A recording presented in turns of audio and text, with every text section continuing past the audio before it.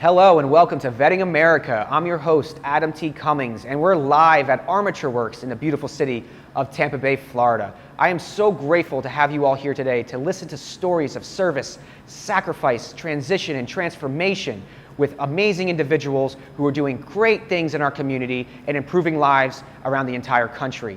I'd be so grateful if you could continue to support us by first visiting our YouTube channel and subscribing, and then also to visit us at vettingamerica.com to learn more about our mission, to learn more about our purpose, and to learn more about the resources and organizations that are out there improving lives in the veteran and military space. Let's jump right into it.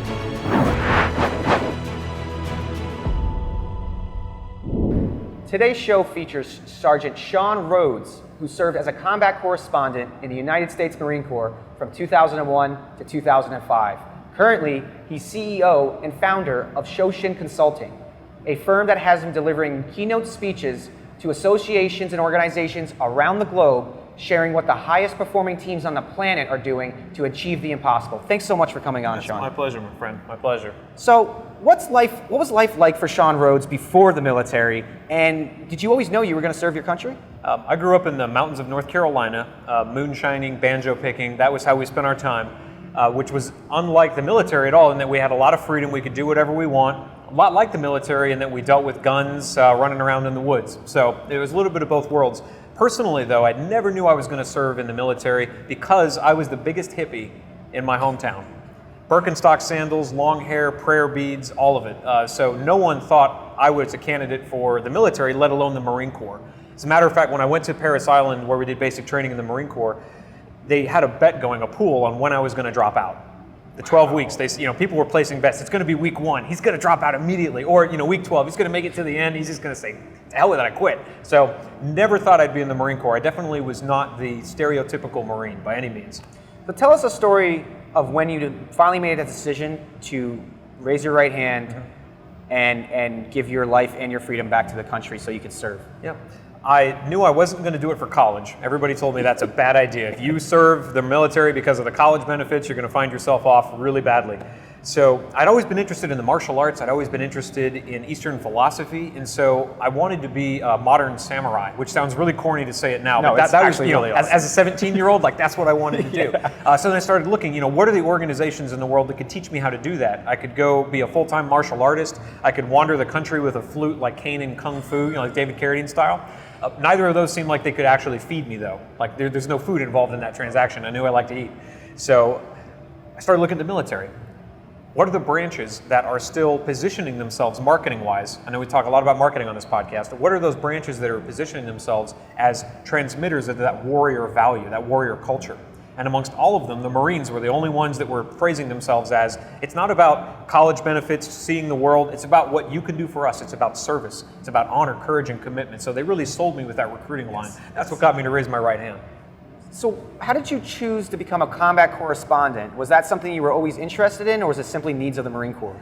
So, as any veteran that's listening to this probably remembers, you had to take a test in high school called the ASVAB, where you had to take it at MEPS when you went for your processing.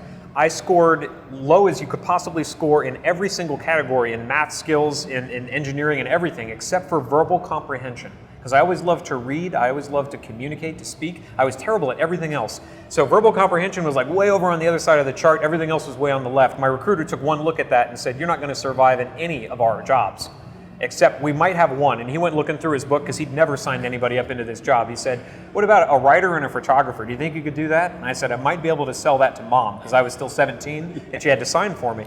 And so I get back to Mom, and I was really training for sales, which is what I do for a living today. But back then, I gave her 3 choices. Said, I'm going to join the Marine Corps. I can either be an infantryman.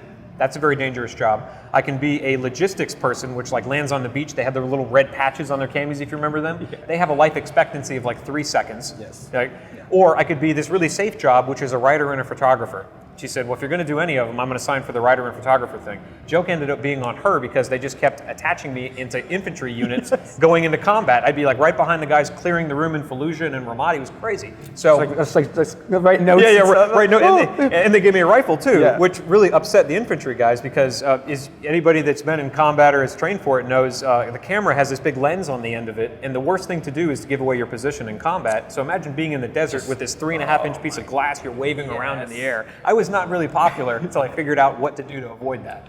You use the term combat or battlefield tourist to describe yourself. Yeah. How did you come up with that? And can you explain to the audience a little more of what that means to you? Yep. One way that I position my job in the Marine Corps as a combat correspondent, now they call them strategy and communication Marines, is that I was there to tell the story of heroes.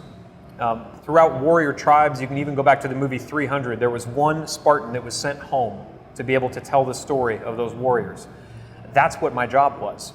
I was attached with them, I had to fight alongside them, but I'd never measure myself up against any of them because that was their full-time job. I got to move in and out of units almost at will to see the sacrifice that these men and women were making on the battlefield every single day through 2 tours in Iraq. And so I always call myself a battlefield tourist because I was really there to make sure that their stories could get told back home to the people that needed to hear it. Give us a story then that sticks out in your mind of honor, courage, commitment, and sacrifice that which you witnessed and covered while being a part of some of the most intense battles in Marine Corps history. Yeah, so outside of Baghdad, in the southern part of Baghdad, there's a town called Mahmudiyah, which some of the Marines, some of the Army folks listening to this might remember, might know, might have been through. There was one situation where we heard a bomb go off in the city, which was not unusual in 2004, but when the report came back, it was because someone had driven a car filled with explosives into an Iraqi National Guard camp and detonated it. Well, turns out this was the recruiting day for that Iraqi National Guard camp, so there was a line of a couple hundred Iraqis with the best paycheck they'd probably ever been offered, and they were waiting to join up. So some insurgents loaded a car up, drove right in the middle of them, and tried to detonate it. 2 Iraqi National Guardsmen, who were probably no older than 20 years old, either of them, ran out of their guard hut, stopped the car, and started shooting at it. The car detonated, and the life of the driver was lost, and those 2 Iraqi National Guardsmen. Unfortunately, the 2 Iraqi National Guardsmen didn't make it. And so when I went to cover that story, it was asking people through an interpreter, because I don't speak Arabic, tell me about the lives of these 2 young men, which might have been just like Marines. You know, they were fighting on the same side as I was, just in a different nation's force. And I always remember those folks because they really gave all they had for a cause they really believed in. And plenty of my brothers and sisters in the armed services did that as well. But those were 2 people I never even got to meet really, but that I always look back on and I think, what, that sacrifice. Yeah. What do you feel was the greatest skill the military gave you and which you still continue to leverage today in your everyday life? Perseverance probably comes to mind first. In boot camp in the Marine Corps at Parris Island, they make you march more than I had probably ever walked in my life. I was a very coddled child, being a hippie. And so, having to march 20 miles in any one direction really wore me out, but it taught me that, and this perseverance really played into my life as a business owner and as a veteran that, is trying to still transition in a successful way, that once I put my mind to something, I know that I'll either die or succeed. It's really what it comes down to. It's really it. I never thought about it that way. That's wonderful. That's the skill set that they teach us. Yes. And so if that means getting out and knocking on strangers' doors, if it means picking up the phone and calling people that have never heard of me and have no interest in what I have to sell, I'm going to do that if I know that those actions lead to success. And that's really what the Marine Corps gave me, the ability to persevere. I love that. And so now we're going to go into the transition segment. Sure. And what was your transition like? I had a couple officers on previous interviews that talked a little bit about, there were some aspects that were easy, other aspects that were hard. Some officers handled it better than others, but I personally know how difficult it is for a enlisted veteran and especially an enlisted Marine to transition and transform themselves out here in civilian life. So did you always know you were going to get out? Did you want to do 20, or you got into, I was going to do my 4 and then I was going to move on and start my life? And did you always know you were going to go into business? So after my first tour in Iraq, I decided at that point that getting shot at was not going to be a long-term life goal. Like, I can only take so much of that. And I think most of the veterans that are either drafted in earlier wars or that volunteered to serve, they ended up in that same position. Once is enough for me. And if you got to send me back a couple of times, I'm only going to go as often as I have to, and then I'm out. So 4 years was enough for me. But I was so dedicated on finding success after the Marine Corps, having entered it with this need I had to gain a certain experience. I feel like not a lot of veterans enter the military knowing what they want to gain. They're just there for the experience, to see the world, learn some new skills, but not really thinking to themselves, here's the goal that I need to get out of this for it to be worth 4 years of my life. I knew what that goal was. And so when I was in Iraq in my second tour, I remember this clearly, it would be like August or July, and I knew I would be getting out of the military that following year, needing to go to college. That was my next step in my life path. I was on the field phone from the forward operating base in Iraq at 3 a.m. to get a hold of the college admissions department at the university I knew I wanted to go to make sure they had my paperwork. And they said, the line is really scratchy. I said, yeah, I'm calling you from South Baghdad, right? Like that was really weird to them, but that's how dedicated I was to my next step. Yes. So I was that story that every career planner in the military told the Marines about getting ready for college. Yep. But when I got out, I had been in combat less than a year prior, and there was very little in the Marine Corps at that time to help really transition someone out of that extremely stressful environment. They gave us maybe a week or two in the green zone with not a lot of responsibility, and then they'd push you back to Camp Lejeune or Pendleton or wherever you're from. And no training really psychologically in how to process all of what we'd seen and what we'd done. And so for me, the hardest part was really trying to figure out how do I connect with all of the civilians that don't have any military service. I'd see so many of them everywhere I went. Everybody was full of platitudes, thank you for your service, yellow ribbons on trees. But if I started to talk about the things that I'd done, I immediately felt like I was being alienated from them. Like they'd be like, oh, that's nice, but God, you are crazy. If you went through all that and you're still here, oh, geez, this is fun. I'm gonna get some distance from you now. And I didn't like that. So like a lot of veterans, it meant I just stopped talking about my service. And that was also not doing me any good because it's an incredibly important part of my life I wanted to honor. So the challenge for me was translating the experiences I'd had into experiences I know that everyone around me had as well, civilians of any walk of life. We've each been through challenges, stressors. We've each had to overcome things that we thought were impossible. So I had to look for the commonalities rather than continue thinking about what separates me from you. I've noticed that a lot in learning how to speak somebody else's language is key, and a lot of times we get upset because somebody doesn't understand where we're coming from. Right. But yet we're not also giving that olive branch to be like, I know where you're at, this is where I was at, here's the common ground. Yeah. So I agree with that completely. I really like to hit on some dark times in your life in transition. Absolutely. Because I feel that there is a lack of the ownership of vulnerabilities and the real stories, and it makes a lot of veterans feel like they're alone on their own island. So give us a little bit about the darkest part of your transition. Where was your head at? What was your state of self? Were you self-medicating? And was there ever a time of complete despair where you almost thought you weren't going to come out of it? Absolutely. So a lot of self-medication with alcohol, especially being from the Marine Corps in combat to college. Yes. And I was 22 years old. My roommate turned 17 or 18 like the day before school started. Oh. And so I was surrounded with these 17, 18-year-olds that really had never experienced life. And here I am coming off of 24 countries, multiple combat tours. So I felt extremely alienated. To connect with them, one thing we all had in common was drinking. So I did a lot of that, but I realized that wasn't going to be a healthy long-term option for me. But the hardest part probably came when I was in my first days of employment as a civilian, now out of the Marine Corps, out of college.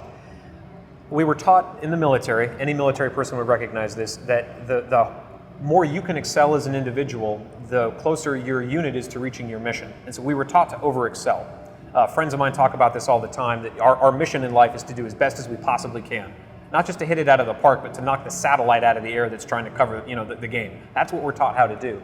But in a world where no one else is being held to that standard in a civilian job field, it really set me up for trouble because it comes off as arrogant. Yes. Even if I ask questions, want to discover how to do a good job, people still see you out there getting to work early, being well-dressed, staying there late, doing the best you can, and almost making the rest of the people look bad. Yes. So the way that I phrase this now for veterans is you've been taught how to build this Porsche engine inside of you. Your work ethic, your drive, your discipline. It's this high-powered engine, and you're being put into an environment where everybody's taught to operate at about like a Ford Taurus level. And that sets us up for a lot of trouble. Yes. Because we want to go 300 miles an hour down the Autobahn, and we can't. Not without making everybody else aware that they're really operating at the level of a Ford Taurus. And so what really became clear to me, one of my bosses sat me down and said, you're coming off as arrogant. If you keep this up, you're not going to be long at this job. And so I had to be open and vulnerable with him and say, well, sir, I appreciate that. I was taught, I want to let him know where I was coming from. I was taught these are the means to success. Showing up early, working hard, asking questions, staying late. I want your guidance. This is what I had to really be vulnerable in, to admit fault, failure, cracks in the wall of my armor. I want your guidance, sir, on what I could do to better fit into this culture. And he was more than willing to offer that. And most bosses are, male, female, of any job field, because they want their employees to be successful. They sense there's a lot of potential in veterans, but I find it's really up to the veteran to bridge that gap, to not show up to work expecting your boss to say, oh, you have amazing work ethic, let's promote you and give you a raise. Yep. It doesn't work like that. We want to show up and say, I can serve you in dozens of different capacities that you're probably not used to, but you tell me what you need most right now, and that's what I'll dedicate myself to achieving for you, boss. I love that. They love hearing that, because they want to hear that of all their employees, not just the veterans. When did the shift occur from darkness to light, and what did you find most helpful to reintegrate back into school, family, and community life? So the shift really happened for me when I realized that I didn't want to give up the part of my life that had me being a warrior and studying warriors. That's a very important piece of me. I didn't want to try to pack that away into a box and never look at it again, like a lot of veterans ended up doing in Vietnam, World War II, and even earlier wars. They just decided, cut it off, not going to talk about it, not going to be part of my life anymore. Because it gave me a lot of valuable skills that I continue to use to find success. So shutting that part of my life off felt like shutting off my childhood, and I didn't want to do that. So I had to look at, how do I integrate being a warrior, studying combat arts, to studying what is going to make up the rest of my life, to being a good father, a good husband, a good business owner, a good service provider to the people that are my clients. And I really realized that it had to come down to figuring out what traits made me a good warrior and where was the crossover. The discipline, the work ethic, the willingness to persevere. Those are the things that made me successful as a Marine. The things that didn't really translate well, the aggression, the arrogance, the attitude, the willingness to suffer probably more than I should have. And there's a fine line between perseverance and choosing suffering. So it's important we recognize that. But really beginning to look at what are the things that made me successful in the past, how do I bridge the gap into the things that I know I want to pursue the rest of my life? How do I continue to be a warrior in my community, in my family unit, in my business? Yes. That's really what it came down to. You didn't become a public speaker overnight, correct? No. And through our conversations, I've come to understand how mindset is integral to your success. You talk a lot about finding success. What are some tools and strategies you've employed throughout your transition to not only survive, but to thrive and truly transform yourself? Yep, and it comes back to the Marine Corps, but it's really an overarching tool in personal development to realize that success, one, if you're chasing something and it has no definition, you're setting yourself up for trouble. Yes. So just because I want to have a successful business doesn't mean that that's not related to revenue. Maybe it is. Maybe it's related to impact. Maybe I want 10,000 downloads on my podcast every single day. Mm-hmm. If that's a goal that I have, great, now I know how to build to it. But just to say I'm going to run a successful whatever might not set you up for that kind of success. The second piece is that we can do a lot of things in any given day. Most of us have hundreds of things that we could devote our time to, tasks that are on our list of to-do items, personally and professionally.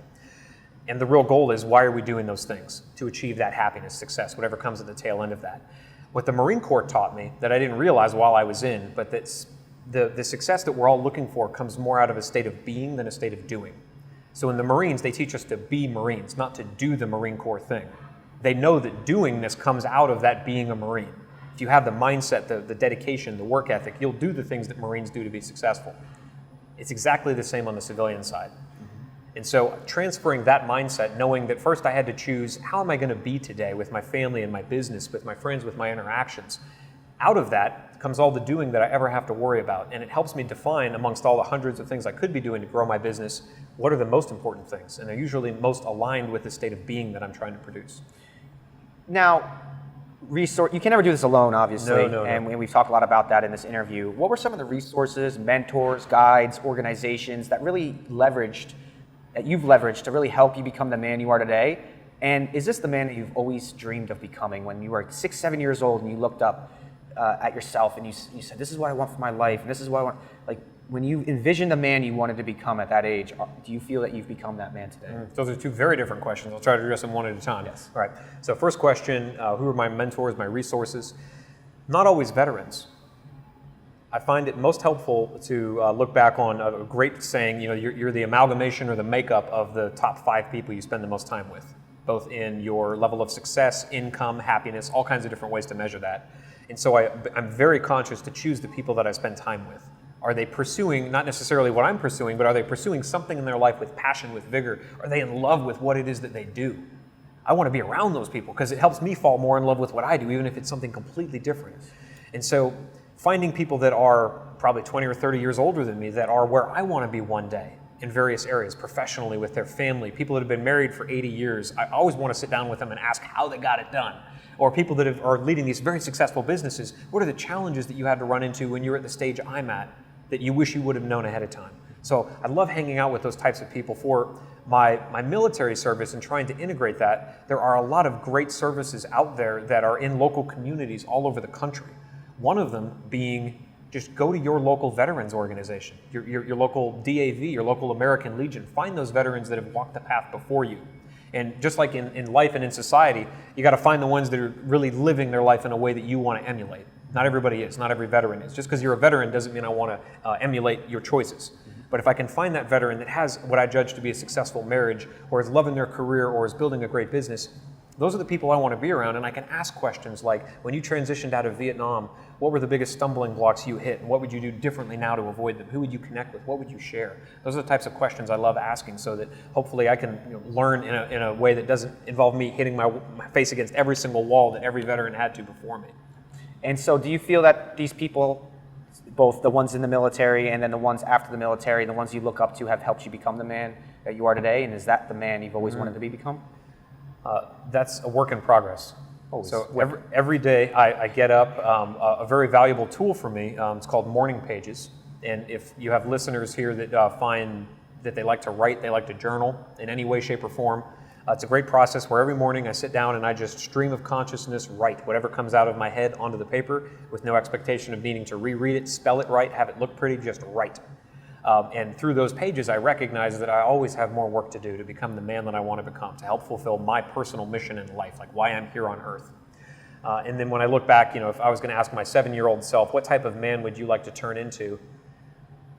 I can't say that it's any different from the man that I am today, but I can also tell you that 7-year-old would not have been able to envision the memories that he'd get to build growing up, going through the military, having a family, building a business.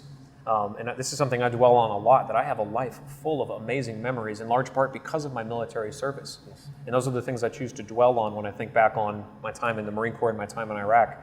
What were the moments that I want to share with my grandkids? Those are the ones I consciously bring to mind as often as I can. It's beautiful, that's beautiful, man. And so it's one thing to successfully transition, and a completely different thing to successfully transform yourself out here. So what are some of the challenges you consistently see veterans face?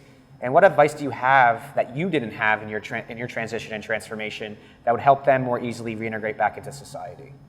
Yeah, I'd say as veterans, you have an incredible ability to make a plan, or to have a goal and make a plan to reach it. It's a skill set that we're all given in the military, but I find very few veterans really leverage it. And those that do find a lot of success.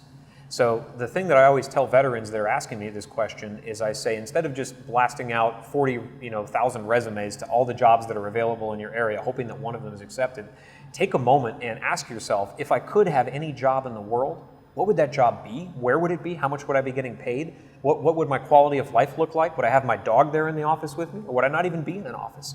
Design what your ideal life is, and know that the military has provided you with the skills to build that for yourself. But very few veterans have the confidence, amongst all the confidence they do have, to really take advantage of that skill set when they get out there in the civilian workforce. What do you think that disconnect is? Where do you think it goes from having all this confidence in your job while in, as either a war fighter or like be a jet mechanic, and I lost it coming out. Sure. I lost myself completely. Where do you think that disconnect is from? We've done it before, we've been there before, we've persevered, we've dedicated ourselves to something, and all of a sudden we're out here on an island, and it's all that goes away. Where do you? And you touched on it. It's that support network we had while we were in. I could always go to my NCOs, the officers that I liked and trusted, and ask them these types of questions. I'm really struggling here, whether it's personally or professionally, and they would give me great advice, like, don't marry the girl who works in the club outside the gate. That's a bad idea. Or really great advice, make sure if you want to go to college, you're starting on that 2 years before you get out, because that's how long it's going to take to get everything together. Yes. I could ask them those questions. When we're out here on the island, as you said, that support network in large part disappears. We have to be that for ourselves. Yes. And so that doesn't mean just completely operating on an island. It does mean reaching out into your community. People are more than willing. I find the extremely successful ones, the multimillionaires that I'm blessed to interact with, I can call them up and I can get their time, which is the most valuable thing for them. I just ask them questions. I'm not saying, could you send me some money? I'm not saying, could you give me a job? I'm saying, if you were where I am, what would you do? And very successful people are more than willing to give over that advice, which is much more valuable than just giving you the resources. It's like teaching you how to fish rather than just throwing fish at you all day. So how'd you build your network then? I mean, obviously it didn't start with millionaires off the bat. No. But we've both talked about the importance of getting out there, showing up, asking questions, and providing value first. Explain to somebody who's struggling to really build that network and build that connection right now, how you were able to overcome yourself and really put yourself out there to gain what it is you needed to gain to get to where you are today. I knew that I'd never look more foolish than I did in the Marine Corps when I messed up. Because they really love to point it out. They do. And they ridicule you mercilessly. You're not going to really find that in the civilian world. People are a little more withholding in that area. So I knew that no matter what faux pas I made at a social event, drop my glass on the floor, whatever weird thing could happen, it's not going to be worse than what happened in the Marines. So, and that's a great lesson that the military gave me as a veteran, and I try to tell this to all veterans. The worst part of your life, the hardest part, is already behind you. It's never going to be tougher than that. I believe that. And so the rest of your life is a cakewalk if you want it to be. Yes. No one's ever going to be trying to actively kill you every single day of your life. I don't care how bad the city that you live in is. Anywhere in the world. It's never going to get worse than Afghanistan or Iraq or Somalia or wherever you were. An active war. An active war, exactly. And so if you come to life with that perspective, the next step to answer your question is be around the people that you want to be more like. Thank you. If you have folks that are running the business model that you want to run, find out where they gather, what professional associations they're part of, where they hang out. Go be in that element and show up and just say, listen, I'm just here to learn. You don't pay them to coach you. Don't pay them for services. Just show up and learn. Just be around that energy, around their decision-making process. Listen to the conversations they're having, what's important to them, what's not. And that way you'll know, is this the right path for me? And by doing that, because I did that in my sphere, which is in the consulting and corporate development and organizational performance space, I ran into these people doing this for 40 years, multimillionaires. Those are the folks I love asking questions and just sometimes listening. I've actually, this is a great piece of advice for veterans looking to be an entrepreneur. Just ask to tag along. Yes. To their big events. Yes. So I'll follow a consultant hundreds of miles if he's going to be delivering a strategy retreat. And I'll carry your water, your bag, whatever you need. I just want to be in the room. I'm going to keep my mouth completely shut. I just want to watch how you do what you do. Mm-hmm. And more than not, they're more than willing to let you do that, to learn.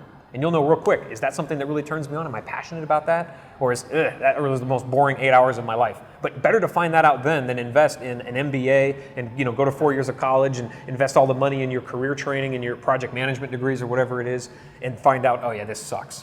Right? Yeah, absolutely. Yeah, test the waters first. Test the waters. I love that. Yeah. So now that's going to lead us into Shoshin Consulting. Mm-hmm. How did that come to be? Why did it come to be? And why is building your personal brand, which you have done successfully, so important to build alongside your business brand, and how has that aided in the success you've experienced so far in your life? You love stacking questions on top of each other. Always. Okay, I can keep the wheels turning. Yeah, exactly. So I'll try to keep track of all of them in order then, because I want to answer them. So if I don't get to one, I'll answer it again. Okay. Yeah. So Shoshin Consulting. The name Shoshin is a term that's used a lot in Zen and the martial arts. So that's the whole warrior thing that I brought with me through the Marine Corps. It means beginner's mind. Okay. So I always wanted to not only approach my business with the aspect of there's always something more to learn, but also to encourage that in the people that I took on as clients. To help them understand, no matter how experienced you are, you don't know it all. Mm-hmm. And it's much more successful to be able to open your mind up to say, what are the possibilities that are out there that could lead to success? Because chances are one of them is going to be easier than the way I've been slogging through it thus far. Yeah. So that's how the name came about, the culture of my company. What was the second question? The second question is going to be more about, how did it come to be and why did it come to be? Okay, so I knew I wanted to be a professional speaker, a consultant, a coach. When I got out of the Marine Corps, and even in the Marine Corps, I was always that NCO that just had not even an open door policy, because people would come to my door and open it without my permission, and they would just sit there and talk to me. And I never was left alone in the barracks or in the office, because it was either going to be what I do now or I could be a psychologist, because people just love talking to me. Because I really don't judge, I don't care. Like, those are your choices. That sucks, man. You did all that, and that was the result. That was on you. That was on you, man. Yeah. So, but people, they like talking because they know they can work issues out that way. So I knew that I had a gift for that, because I was doing it for free. So they figure, the great piece of advice I was given as well, to choose a job, figure out what it is you would do for free that you love doing, and figure out a way to get paid for it. I love talking, obviously. And so I asked myself, who are the people out there in the world getting paid the most money just to talk? And it's public speakers, keynote speakers, Tony Robbins, Brian Tracy, all these great speakers. So all right, what's their business model? How do I start that? What are the elements they have in place that I could begin now, even if I don't have 40 years on the platform, so that I could start my 40-year journey to get to where they are? I'm not trying to get to 40 years today, but I need to start today. What's the small little step I can take? This is a great thing I apply in my business. What's the small step I can take today? The concrete step with measurable outcome that's going to get me to that long-term goal. And so that's how I kind of started off in the public speaking space. And so that started also forcing you to build a personal brand. Absolutely. So now you have a business brand, Yeah. where I feel a lot of entrepreneurs fail to realize the importance that they are their company, Oh, yeah. whether they want it to be or not. Yeah. And so how did you start to leverage that personal brand building with the business brand building, and then kind of mesh it together to create the success you found as quickly as you found it? So the personal brand building really comes around to what are the things that are my strengths that I do naturally on my own well. And the things that I enjoy doing, right? So in the military, it teaches us to dress a certain way. Like both of us are dressed probably in a way that would be acceptable on Liberty. Right? We're not going to have a staff NCO or an officer call us out because of how we're dressed right now. My shirt's not tucked in. That, in case you're just listening, that's the only. Get your hands out your pockets. It's the only thing that they could call me on. But yeah, so that came naturally to me. I love dressing well. I love looking good and feeling good, and so that's part of my personal brand. If I showed up in a ratty T-shirt and jeans, people would wonder, like, what went wrong in your life today, buddy? Because they only know me to dress a certain way, to dress like, success, I guess, is lack of a better word. And for you as an entrepreneur, maybe you're in a space where T-shirt and jeans, like, that's the height of fashion, and that's what you wear to a black tie ball. That's great, do it. But figure out what is the image that you want to project and do it consciously. And so with my Facebook posts, my posts on LinkedIn with the videos that I'm releasing, I need to make sure it's all in alliance and it's all in alignment and congruence with the vision that I want people to understand I have to offer as a service. Because, like it or not, they're going to judge a book by its cover. If they see that you come off, that you project as successful and intelligent, that you speak well, at the very least, you're going to be an interesting conversationalist. Maybe there's something underneath that could help me reach my goals as well. That's what I'm willing to sit down and find out. Thank you so much for coming on the show, Shawn. Your stories are incredible, your wisdom, uncanny. Thanks. And I've learned so much from you in the past and now more today. Absolutely. Thank you so much for joining us for another edition of Vetting America. I'm your host, Adam T. Cummings. We're here with Shawn Rhodes, former United States Marine. Well, never former United States Marine, always United States Marine, current badass, world globe traveler, public speaker, consultant, and overall just an amazing individual. How do we find you? How do we learn more about your businesses and your company? Absolutely. If you're interested in seeing how my personal brand is projected across my business, go to shoshinconsulting.com. That's SHOSHIN consulting.com. And if you're interested in how I've systemized my business, a topic we didn't have really a chance to touch on today, go to speakersalessystems.com. That's where all that lives. All right, thank you so much, Shawn. Absolutely. Seriously, I really appreciate you. Yeah. Another edition of Vetting America. Thank you so much for being here, and I hope to see you again soon. Take care. Hi, I'm Shawn Rhodes, president of Shoshin Consulting, former sergeant, always United States Marine. If you like what you've seen today on this episode of Vetting America, I want you to go to YouTube, subscribe to Vetting America, where you can hear about all the great things that veterans are doing inside and outside of the military, all interviewed by Adam, and help follow our journey to success and transition.